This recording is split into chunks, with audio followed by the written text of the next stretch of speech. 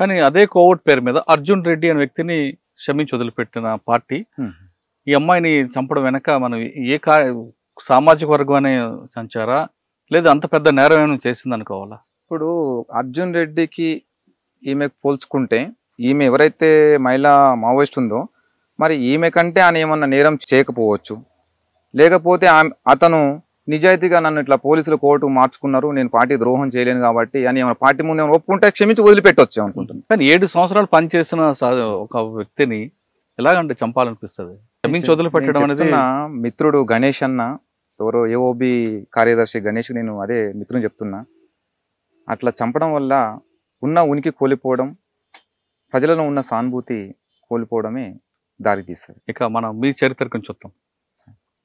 పంతు నాయక్ చంపిన ఘటనలో ఉన్న AK-47 అక్కడికి వెళ్ళకొచ్చింది ఎర్రగొండపాలెంకి. మీరేమో కోర్టులో నేను తీయలేదు అని చెప్తున్నారు. అవునవును. మరి ఎలా వచ్చింది? నాకు తెలియదు సార్, అది తెలియదు. ఉన్న వాస్తవం నేను చెప్తున్నా, అది నాకు తెలియదు. కోర్టులోంచి ఎవరు తీసుకెళ్లారు?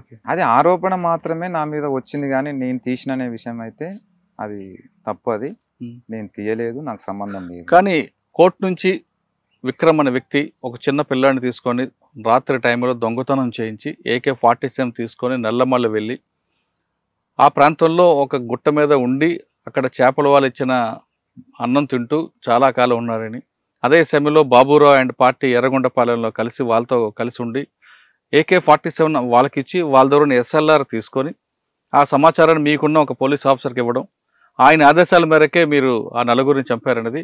అట్లాంటిది ఏం లేదు సార్. ఇది ఎంత ఏంటంటే కట్టు కథలు ఇవన్నీ. ఒక్క విషయం చెప్తా, ఇవన్నీ కూడా సార్ ఇగో జనాలు కూడా చెడుని ఎక్కువ ప్రచారం చేస్తారు కానీ మంచిది ఎక్కువ ప్రచారం చేయరు.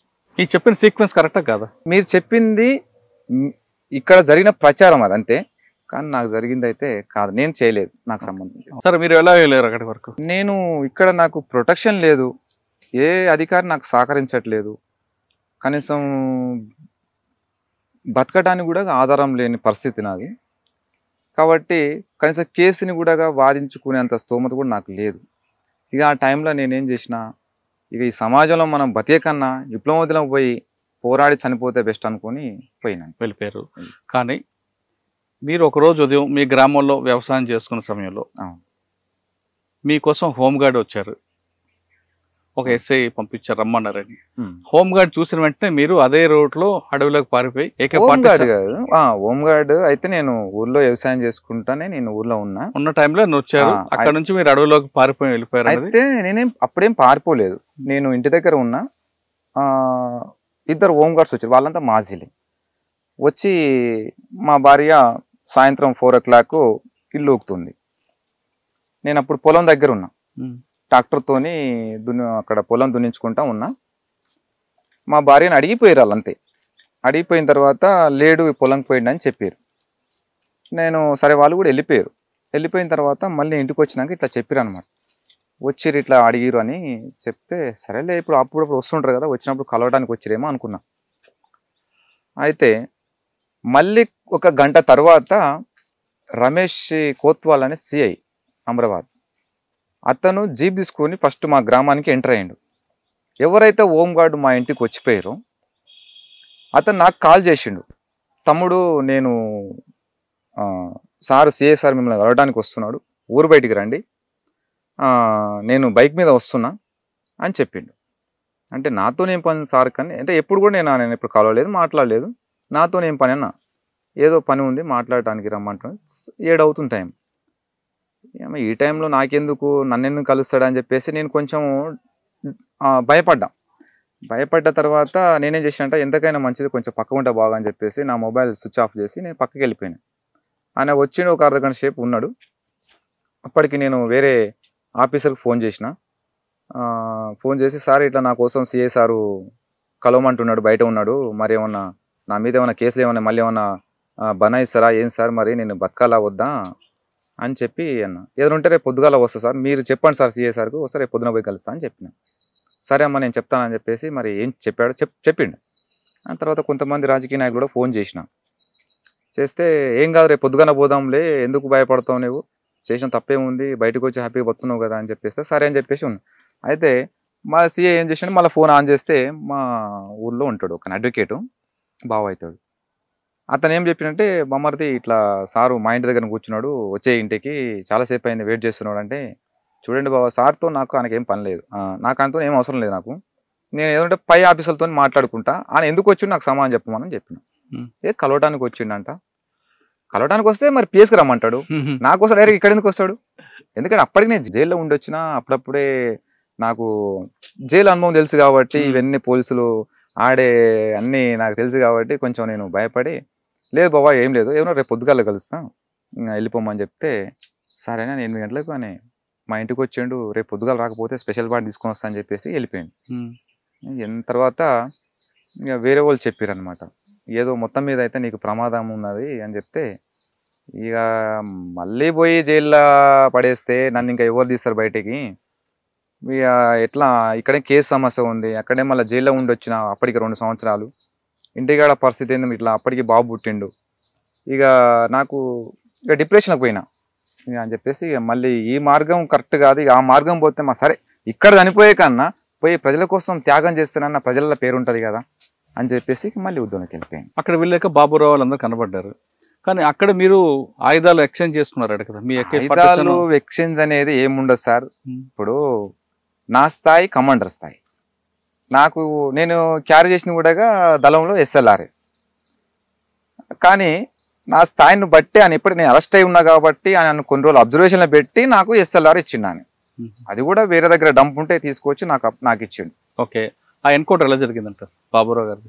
సార్ 100% అది ఇన్ఫార్మర్ తోటి ఎన్కౌంటర్ జరిగింది. ఆ ఇన్ఫార్మర్ మీరే అడిగారు? తప్పు సార్, అది అన్ని ఫాల్స్ ఎలిగేషన్స్ చెప్తున్నాయి కదా నేను సార్ ఒక విషయం చెప్తా, నేను పార్టీకి ద్రోహం చేయాలంటే పెద్ద పెద్ద నాయకులని పట్టించటం నేను ఇప్పుడు అంటే ఈ సెకండ్ టైం కాదు, ఫస్ట్ టైంలోనే ఒక జిల్లా స్థాయి నుంచి ఒక రాష్ట్ర స్థాయి నుంచి ఒక కేంద్ర స్థాయి అంటే రాష్ట్ర స్థాయి వరకు నేను నష్టం చేసేటోని. ఎందుకంటే దళం సాంబశివుడు ఒక దగ్గర ఉంటే ఎవరిని పడితే ఆయన పంపడు, నమ్మకస్తుని పంపిస్తాడు. పోవాలి పార్టీ అంటే 3-4 రోజులు పోయేది మైదాన ప్రాంతంలో పోయి పార్టీ పని చేసుకొని మళ్ళీ అక్కడ దళం కాడికి వచ్చేది. మరి అప్పటికీ నేనేమైనా పార్టీ ద్రోహం చేయాలంటే ఎప్పుడో చేసేవాడిని. ఇది ఏంటంటే ఇంత పెద్ద ఎన్కౌంటర్లో ఈ జరిగిన అశోక్ ముగ్గురు చనిపోవడం ఏంది, ఈయన ఎట్లా తప్పించుకున్నాడు అంటే ఈయననే ఎన్కౌంటర్ చేయొచ్చు. ఏంటంటే వాళ్ళు జనాలు పబ్లిక్ ఏంటంటే తొందరగా క్యాచ్ చేస్తారు, అంటే వాళ్ళు అనుమానాన్ని అది రియల్గా వాళ్ళు క్రియేట్ చేసుకుంటారు. అంటే భౌతికవాదులు భావవాదులు ఉంటారు సార్, అంటే ఇలా భౌతికవాదులు భావవాదులు అంటే కొంతమంది ఏంటంటే ఇప్పుడు వాళ్ళు ఇక్కడుండి విక్రమ్ తప్పించుకుండు కదా ఈయననే చేయించుండు ఈయననే ఇట్లా. సరే ఓకే, మీరు అన్నట్లుగానే ఆ విధంగా ఊహించుకున్నారు అనుకుందాం. ఓకే, మహబూబ్నగర్ కోర్టులో ఉన్న AK-47 ఎర్రగొండపాలెం వెళ్ళి ఎల్బీ నగర్ అలా వచ్చింది. ఎల్బీ నగర్ లేదు సార్, ఎల్బీ నగర్ రికవర్ అయింది కదా, అప్పుడు చంద్రశేఖర్ అని ఇన్స్పెక్టర్ కదా, అప్పుడు శ్యామ్ ఉండే కదా, శ్యామ్ సరెండర్ అయింది. శ్యామ్ సరెండర్ అయిన తర్వాత అది ఆయన చూపిన డంపులు అవన్నీ అప్పుడు యాక్షన్ చేసింది కూడా దాంతోనంట. అయితే ఇప్పుడు నేను అరెస్ట్ అయినా కాబట్టి కేసులు నా మీద దొబ్బేసారు, ఆ కేసులో ఇది రికవరీ అనేది చెప్పేసి చూపించారు అన్నమాట.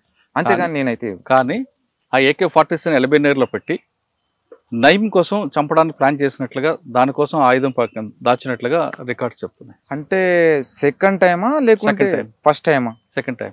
మేము నయీంని చంపాలనుకున్నది ఎప్పుడు, మేము దళంలో ఉన్నప్పుడు మాత్రమే నయీంని చంపాలని మేము అనుకున్నాం, కానీ బయటకు వచ్చిన తర్వాత నయీంని చంపాలని అనుకోలేదు. సెకండ్ టైం పోయినప్పుడు నేను ఎక్కడైతే మళ్ళీ సెకండ్ టైం ఉద్యమం బాట పట్టానో ఆ టైంలో నయీం కనిపిస్తే అప్పుడే కాల్చిపడేస్తాను. కానీ నేను బయట ఉన్నంత కాలము నయీం చంపాలని మాత్రం ఎప్పుడు అనుకోలేదు, మేము ప్లాన్ చేయలేదు. అంటే మొదటిసారి అనుకున్నారు? ఫస్ట్ పార్టీ ఉద్యమం ఉన్నప్పుడు అనుకున్నాం, సెకండ్ టైం పోయినప్పుడు కూడా అనుకున్నాం, కానీ మేము ఎల్బీ నగర్ వచ్చినాం అక్కడ మాటేసినాం అని మాత్రం అది తప్పది. ఎల్బీ నగర్ వచ్చారని కాదు, ఎల్బీ నగర్ లో దాన్ని దాచిపెట్టారని. లేదు అక్కడ నేను, కానీ నల్లమలలో ఆయన వస్తే చంపాలని ప్లాన్ చేశారా? ఖచ్చితంగా చంపేవాళ్ళం, ఎందుకంటే అని విప్లవ ద్రోహి. ఇంకో విషయం చెప్తా, నయీం కూడా ఆ రకంగా మారటానికి పార్టీ కారణం. ఎలా? అప్పుడు అనే చెంచల ముషరాబాద్ జైల్లో నయీం ఉన్నప్పుడు నయీంతో పాటుగా పటేల్ సుధాకర్ రెడ్డి, శాఖమూరి అప్పారావు వీళ్ళందరూ కూడా కమ్యూని ఉండేవాళ్ళు. అయితే అప్పటికి నయీం ఏంటంటే లంపెన్ సెక్షన్, అది అంటే లంపెన్ క్యారెక్టర్, అసలు దళంలోకి వద్దని అప్పటికి నాయకులు చెప్పినా కూడా వినకుండా అక్కడున్న కొంతమంది దళ కమాండర్లు ఏంగా తీసుకుందామని చెప్పి తీసుకున్నారు. ఆయన ప్రవర్తన లంపెన్ క్యారెక్టర్.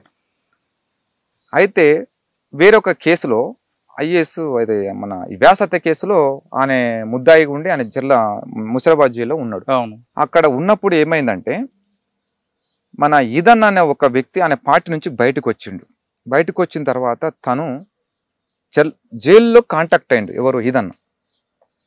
మళ్ళీ నేను పార్టీలోకి వెళ్ళిపోతా, నాకు పార్టీ నేను బయటికి వచ్చింది నాకు మిస్టేక్, నేను స్వయం విమర్శ చేసుకుంటున్నా, వెళ్ళిపోతాను ఉద్యమంలోకి అని చెప్పేసి. అంటే కొన్ని రోజులు మరి ఎక్కడ పెట్టాలి ఏంది, మరి బయట మనకు వచ్చి కలిస్తే మరి ఇన్ఫర్మేషన్ పోద్ది కదా, మళ్ళీ నష్టం జరుగుద్ది కదా అని చెప్పేసి ఈ మన ఈదన్ అనే వ్యక్తిని తీసుకుపోయి నయీం వాళ్ళ అక్క వాళ్ళ ఇంట్లో పెట్టారు. నయీం వాళ్ళ అక్క ఇంట్లో పెట్టిన తర్వాత ఇంకో ఈదన్ చాలా డిగ్నిటీ పర్సన్, ఆయన సిన్సియర్ మనిషి అని ఉద్యమంలో 10 సంవత్సరాలు ఉన్నాడంట, నాకు తెలియదు, ఈ స్టోరీ అయితే నాకు తెలుసు. అయితే ఉన్న తర్వాత ఏమైంది, ఆయన ఏ రోజు కూడా ఏ మహిళల పట్ల ఇలాంటి తప్పు పని చేయలేదు. ఆయనతో పాటు చేసిన వాళ్ళు రిపోర్ట్ అది. అయితే అప్పటికి ఏమైందంటే ఈ బెల్లి లలిత అక్క ఏంటంటే అప్పుడు తెలంగాణ ఉద్యమంలో స్టార్ట్ అయినప్పుడు ఆమె చురుకైన పాత్ర పోషిస్తుంది. ఈ విధన్న మీద ఆరోపణ వచ్చింది. ఏం ఆరోపణ అంటే ఈ నయీం వాళ్ళ అక్క వచ్చి ములాఖాతులో చెప్పింది, ఇట్లా నన్ను మిస్బిహేవ్ చేసిండు ఈదన్నాన్ని నయీంకు చెప్పింది. నయీం ఏం చేసిండు, పార్టీ అక్కడ ఉన్న కమ్యూనికి రిపోర్ట్ చేసింది. నయీం పార్టీ చెప్తే మరి ఈదన్న అట్లాంటి వ్యక్తి అయితే కాదు, ఆయన చేయడు కదా, ఇది తప్పు అనే విషయము ఒకసారి మనం క్రాస్ చెక్ చేసుకుందాం, ఒకసారి చేసుకున్న తర్వాత మనం ఏదైనా దూరం పెడదామని చెప్పేసి అక్కడ పార్టీ నిర్ణయం తీసుకుంది, జైల్ కమిటీ. అయితే ఈయన ఏమి అసంతృప్తిగా ఉంటుండు వీళ్ళతోటి. ఎట్లా నేను చెప్పినా కూడా మీరేం పట్టించుకోవట్లేదు, మీరు చెప్పినా కూడా నేను పట్టించుకోవట్లేదు, మా అక్కని ఇట్లా అన్నాడంట అట్లనంట, ఆటలు వస్తుంటే అక్కడ టచ్ చేశాడు ఇక్కడ టచ్ చేశాడు అని చెప్పేసి నయీము కట్టుకథ ఇదంతా. అప్పటికి ఏదన్నా వచ్చి పోయి కలుస్తున్న విషయము పోలీసు తెలుసు, ఎట్లా ఏంది దెబ్బ కొట్టాలనేది వాళ్ళు ప్లాన్ చేసి పంపించిన ఆ రోజులలో. తర్వాత ఏమైంది, ఇక పార్టీ మరి ఎట్లయినా తెలియదు, ఈయన జైల్లో ఉన్నప్పుడే వెల్లెల తక్కని అలీముద్దీన్ చంపేశాడు. చంపిన తర్వాత అప్పుడు నయీంని పక్క పెట్టింది పార్టీ. పక్క పెట్టిన తర్వాత మరి ఆ సమస్య రాకపోతుండే, ఇదన్న విషయం అప్పుడే ఏదో సాల్వ్ చేసి ఉంటే అక్కడికి అయిపోయేది. కానీ మరి అక్కడ ఏం జరిగింది ఏందనేది విషయం అయితే ఇక లోతులో అక్కడ వాళ్ళకి తెలుసు. తర్వాత ఇక ఆయన పూర్తిగా బెండ్ అయిపోయిండు. తర్వాత బిల్లలతో మర్డర్ అయిపోయిన తర్వాత ఈయన రిలీజ్ అయిపోయిన తర్వాత ఆయన ఏంది మొత్తం పార్టీకి పూర్తిగా వ్యతిరేకంగా తయారయ్యింది. జైలు వచ్చింది కాబట్టి ముషిరాబాద్ జైల్లో మీరు కూడా ఉన్నారు? లేదు, మహబూబ్నగర్ జైల్లో ఉన్నా. మహబూబ్నగర్ జైల్లో చల్లపల్లి జైలు ఉన్నారు. ఈ 2 జైల్లో మీ జైలు జీవితం ఎలా గడిచేదండి? సార్, మహబూబ్నగర్ జైల్లో నేను రిమాండ్ ఖైదీగా ఉన్నా. అక్కడ నాకు ఎలాంటి కార్యక్రమాలు లేవు. నాకు 8 నెలల తర్వాత నేను మహబూబ్నగర్ జైలు నుంచి చెల్లపల్లి వెళ్ళాను. ఏ సంవత్సరం నుంచి ఉన్నారు చెల్లపల్లి? 2015 నుంచి 2023 వరకు ఉన్నాను. ఓకే.